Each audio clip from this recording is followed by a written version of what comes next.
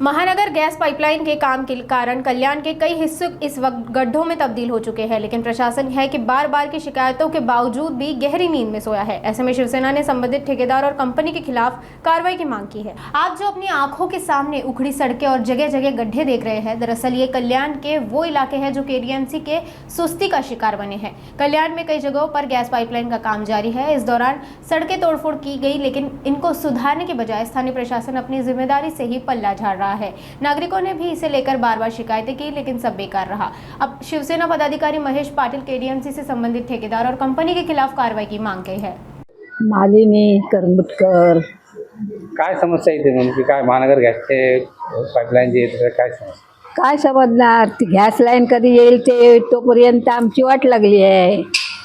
आज किती महिने झाले इथे खड्डा पडला आहे रोडवर, त्याच्यात आमची लहान मुलं आहेत, रोडवर जातात येतात, पडली बिडली तर काय करायचं।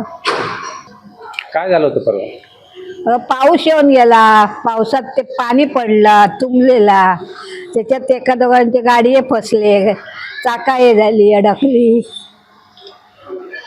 काय काय मागणी करा महापालिकेकडे? मागणी काय, त्याने होतं तेवढं लवकर हे करून द्यायचा, रिपेअर करायची येऊन। खड्डे बुजवतात का ते येऊन लवकर?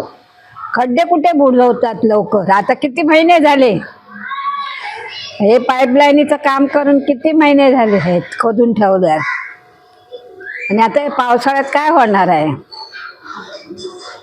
नक्कीच महानगर गॅसची जिथे कामं चालू आहेत त्या ठिकाणी ही समस्या प्रत्येक ठिकाणी आहे। महानगर गॅसवाले जेव्हा काम चालू करायचं असतं तो आश्वासन देतात की आम्ही काम झाल्याबरोबर जसं पूर्वी होतं तसं करून देऊ, परंतु त्यांच्या माध्यमातून तो केलं जात नाही।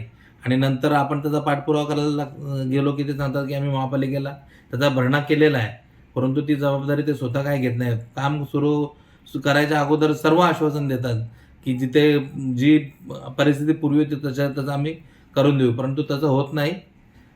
संबंधित ठेकेदारांवर काही पक्षातर्फे तुम्ही काही कारवाई करणार आहात?